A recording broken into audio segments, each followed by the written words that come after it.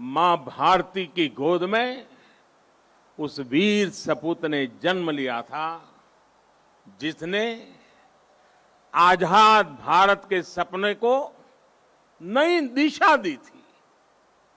आज के ही दिन गुलामी के अंधेरे में वो चेतना फूटी थी जिसने दुनिया की सबसे बड़ी सत्ता के सामने खड़े होकर कहा था, मैं तुमसे आजादी मांगूंगा नहीं, आजादी छीन लूंगा।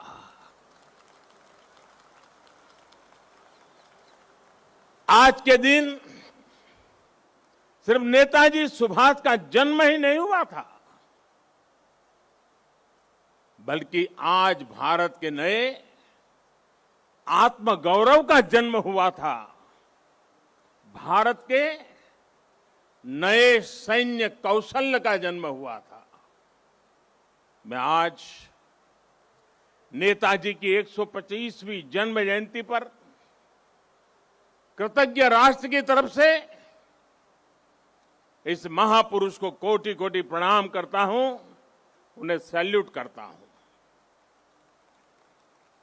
साथियों, मैं आज बालक सुभाष को नेताजी बनाने वाली,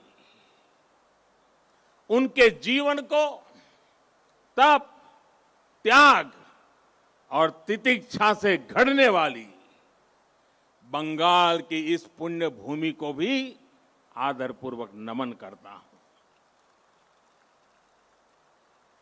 गुरुदेव श्री रविंद्रनाथ टैगोर, बंकिम चंद्र चट्टोपाध्याय, शरद चंद्र जैसे महापुरुषों ने इस पुण्य भूमि को राष्ट्रभक्ति की भावना से भरा है। स्वामी रामकृष्ण परमहंस, चैतन्य महाप्रभु, श्री अरबिंदो, मां शारदा, मां आनंदमयी, स्वामी विवेकानंद, श्री श्री ठाकुर अनुकूल चंद्र जैसे संतों ने इस पुण्य भूमि को वैराग्य, सेवा और आध्यात्म से अलौकिक बनाया है। ईश्वर चंद्र विद्यासागर, राजा राम मोहन राय, गुरुचंद ठाकुर, हरिश्चंद्र ठाकुर जैसे अनेक समाज सुधारक, सामाजिक सुधार के अग्रदूतों ने इस पुण्य भूमि से देश में नए सुधारों की नींव भरी है। जगदीश चंद्र बोस, पीसी रॉय, एसएन बोस, मेघनाथ शाह, अनगिनत वैज्ञानिकों ने उस पुण्य भूमि को ज्ञान विज्ञान से सींचा है।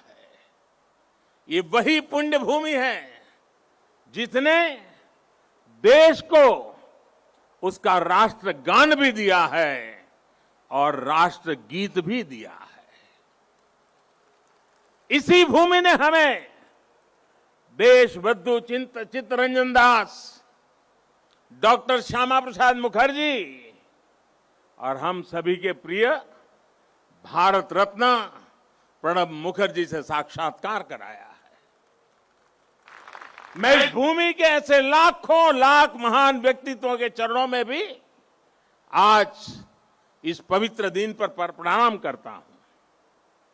साथियों, यहां से पहले मैं भी नेशनल लाइब्रेरी गया था, जहां नेताजी की विरासत पर एक इंटरनेशनल कॉन्फ्रेंस और आर्टिस्ट कैंप का आयोजन हो रहा है।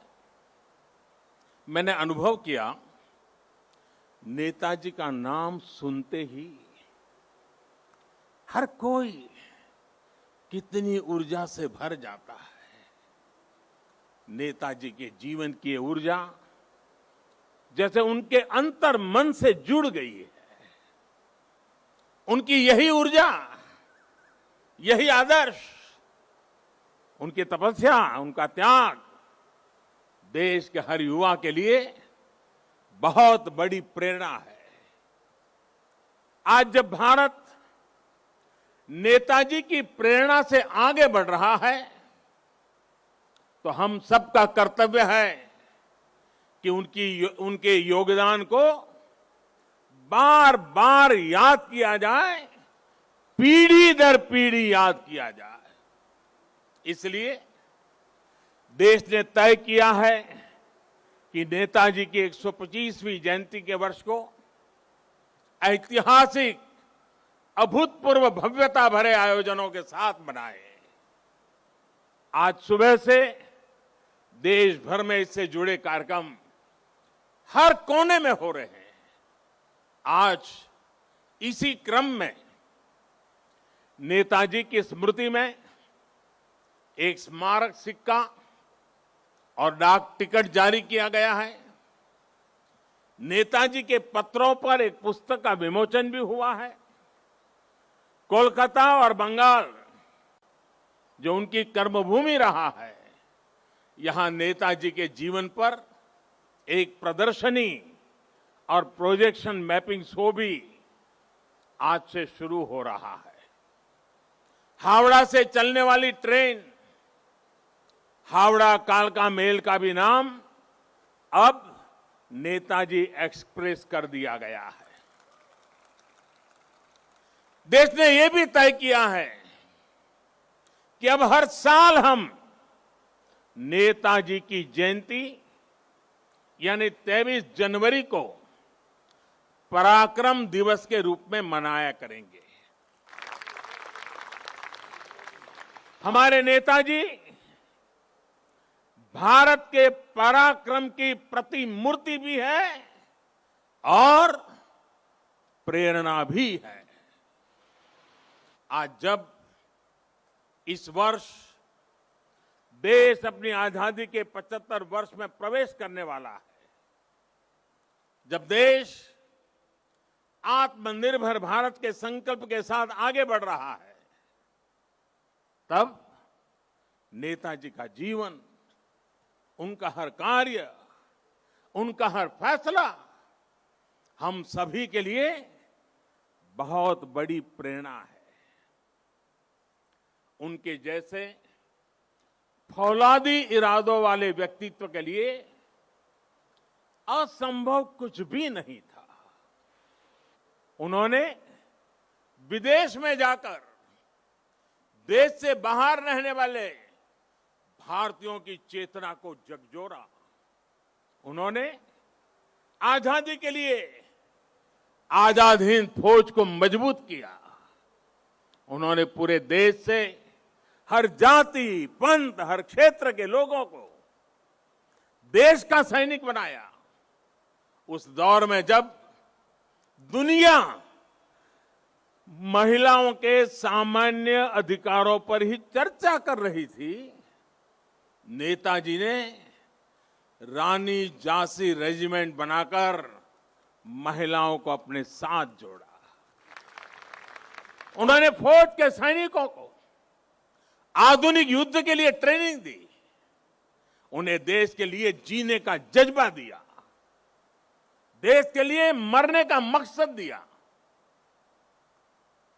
नेताजी ने कहा था, भारत डाक से रोकटो डाक दिए छे रोकतो के ओठो दांडाओ आमोदेर नोस्टो करार मतो सोमोय नोय। अर्थात भारत बुला रहा है, रक्त रक्त को आवाज दे रहा है, उठो, हमारे पास अब गंवाने के लिए समय नहीं है। साथियों, ऐसी हौसले से भरी हुंकार सिर्फ और सिर्फ नेताजी ही दे सकते थे।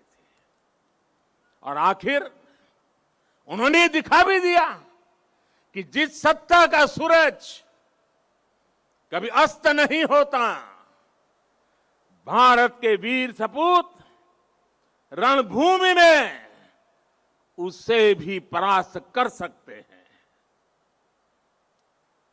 उन्होंने संकल्प लिया था, भारत की जमीन पर आजाद भारत की आजाद सरकार की नींव रखेंगे।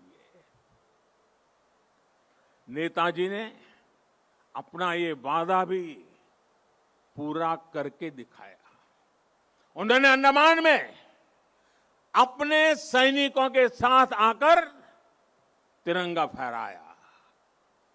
जिस जगह अंग्रेज देश के स्वतंत्रता सेनानियों को यातनाएं देते थे, काला पानी की सजा देते थे, उस जगह जाकर उन्होंने सेनानियों को अपनी श्रद्धांजलि दी थी।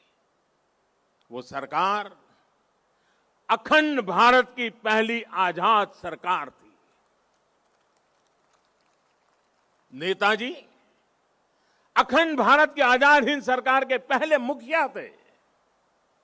और ये मेरा सौभाग्य है कि आजादी की उस पहली झलक को सुरक्षित रखने के लिए 2018 में हमने अंडमान के उस द्वीप का नाम नेताजी सुभाष चंद्र बोस द्वीप रखा। देश की भावना को समझते हुए नेताजी से जुड़ी फाइलें भी हमारी सरकार ने सार्वजनिक की। ये हमारी ही सरकार का सौभाग्य रहा जो 26 जनवरी की परेड के दौरान आईएनए वेटरन्स परेड में शामिल हुए थे। आज यहां इस कार्यक्रम में आजाद हिंद फौज में रहे देश के वीर बेटे और बेटी भी उपस्थित है। मैं आपको फिर से प्रणाम करता हूं